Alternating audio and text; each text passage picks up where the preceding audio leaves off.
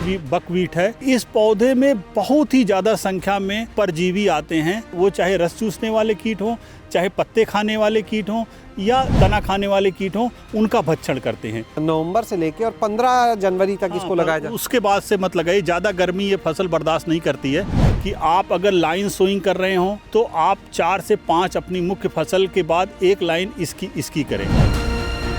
आज के इस वीडियो में हम आपको वो फसल दिखाने जा रहे हैं जो न सिर्फ आपको अच्छी आमदनी देगी बल्कि आपकी जो दूसरी फसलें हैं उनको कीट से भी बचाएंगी, यानी कीट नियंत्रण का खेत में काम करेंगी। तो सबसे पहले हम आपको दिखाने जा रहे हैं ये वाला पौधा। ये आप देख सकते हैं, जो सफ़ेद फूल आप निकला हुआ देख रहे हैं और ये जो फसल यहाँ पर देख रहे हैं लहलहाती हुई, ये वो गेहूँ है जिससे कूटू का आटा तैयार होता है। आप सभी ने शायद खाया होगा।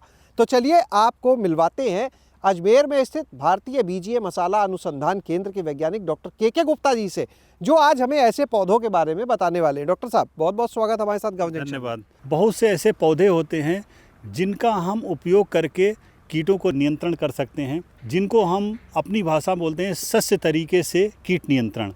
बहुत से ऐसे पौधे होते हैं जिन पर मित्र कीट जिसमें परागण करने वाले कीट, पैरासाइट और प्रेडेटर परभक्षी कीट की संख्या काफ़ी ज़्यादा होती है। अगर उन पौधों को अपने खेतों मुख्य फसल के बीच में अगर हम उनको लगाते हैं तो उससे आपको न केवल उस पौधे से अतिरिक्त आमदनी होगी, वरना आपके मुख्य फसल में जो कीट प्रकोप है उसको अच्छी तरह से आप नियंत्रण कर सकते हैं। ये बकवीट है जिसको हम बहुत अच्छी तरीके से सभी लोग जानते हैं, व्रत में कूटू का आटा खाते हैं।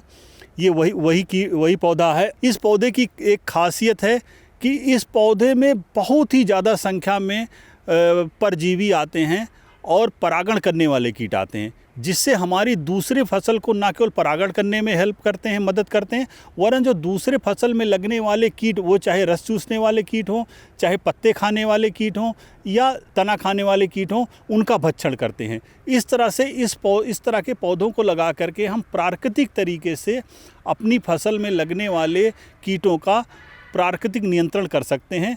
ये जैसे बकवीट का जो पौधा है, ये किसी ने गेहूं लगाया है अपने यहाँ या कोई और फसल लगाई हुई है, तो इसको कैसे इंटरक्रॉपिंग करना होगा, क्या करना होगा, तरीका बताइए। मुख्य तौर पे हम 2 तरीके की सिफारिश करते हैं।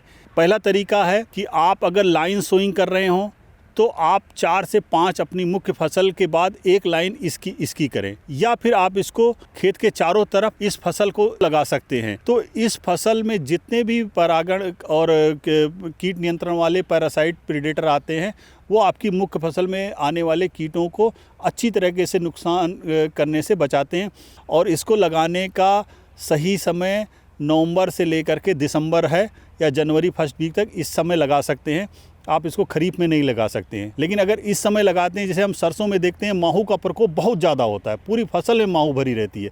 अगर हम इस तरह की फसलों के साथ हम इंटरक्रॉपिंग करेंगे तो हम माहू के प्रकोप से बहुत अच्छी तरीके से काफ़ी हद तक हम प्राकृतिक रूप से इसका नियंत्रण कर सकते हैं। तो सर, ये जो आपने बताया, फिर अगर गेहूं के बीच में इसको लगाएंगे तो उतनी जगह कम होगी, किसान तो सोचेगा कि अब गेहूं हमें कम मिलेगा। हाँ, ये भी बात, लेकिन मैं इस संदर्भ में ये बताना चाहूँगा कि इस फसल के उत्पाद हमारे नॉर्मल जो गेहूं हम लगाते हैं, जो आमतौर पर गेहूं खाते हैं, उससे कई गुना महंगा है। ये जो बकवीट कूटू है, इसका मार्केट प्राइस 15 से 20 हज़ार रुपये कुंटल है, जबकि गेहूं का इससे काफ़ी कम है। तो सर क्षेत्र की बात करें, कहाँ इसको किया जा सकता है, मौसम और वहाँ के क्लाइमेटिक कंडीशंस को देख के? ये नॉर्थ इंडिया में यूपी, बिहार, पंजाब और राजस्थान में तो हम इसको ग्रो ही कर रहे हैं। इसको जो है नवंबर से लेके और 15 जनवरी तक इसको लगाया जाए। उसके बाद से मत लगाइए, ज़्यादा गर्मी ये फसल बर्दाश्त नहीं करती है। ये ठंड वाली फसल है। तो आप ऐसे, अगर आप अपने हिसाब से कहीं दूर पे आप अगर सुन रहे हो तो इस जगह पे लगाइए कि इस फसल को 50 से 60 दिन इसको ठंड मिल सके, जिसमें अच्छी तरह से इसकी बढ़वार और उत्पाद हो सके। और कौन सा ऐसा पौधा है जिसके बारे में आप बताने वाले? इसके अलावा मसाले की दूसरी फसल है, जिसमें हम आपको 3 प्रमुख फसलों के बारे में बताना चाहेंगे, जिसमें एक सौंफ की फसल है, फेनल, दूसरी है धनिए की फसल और तीसरी है डिल, जिसको सुआ बोलते हैं। इन तीनों फसलों में काफ़ी अधिक संख्या में परागण करने वाले कीट आते हैं या ऐसे कीट आते हैं जो दूसरे कीटों का भक्षण करते हैं, नियंत्रण करते हैं। अब हम सौंफ की बात लें तो सौंफ में एक आपको साथ एडवांटेज है, ये सितंबर से लेकर के आप जनवरी तक लगा सकते हैं और इस फसल की अवधि भी काफ़ी 1 से 50 दिन की होती है और इसमें फूल 30 दिन के बाद आना शुरू करते हैं और 2 महीने से ज़्यादा समय तक इसमें फूल आते हैं। तो जहाँ पे फूल रहेंगे वहाँ पे इसमें कीट भी आएंगे। इन तीनों और फसलों का भी आप उपयोग करके कीटों को प्राकृतिक नेचुरल तरीके से कंट्रोल कर सकते हैं। इन फसलों को किन किन फसलों के साथ लगाया जा सकता है? इनको इस रबी के सीजन में आप गेहूं के साथ लगा सकते हैं, सरसों के साथ लगा सकते हैं तथा जितनी भी सब्जी वाली फसल है वहाँ लगा सकते हैं।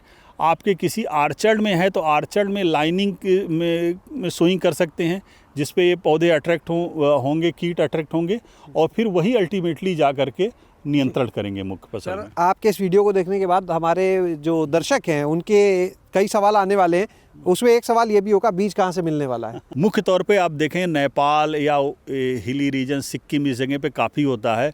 वैसे तो इसका बीज हमारे सिक्किम सेंटर पे रिसर्च स्टेशन है वहाँ तो मिलता ही है, लेकिन आप चाहेंगे बाज़ार में भी कुटू का सीड बीज मिलता है। हालांकि मुझे ये एश्योर करना पड़ेगा पुराना ना हो, पुराना होगा तो जर्मिनेट नहीं करेगा।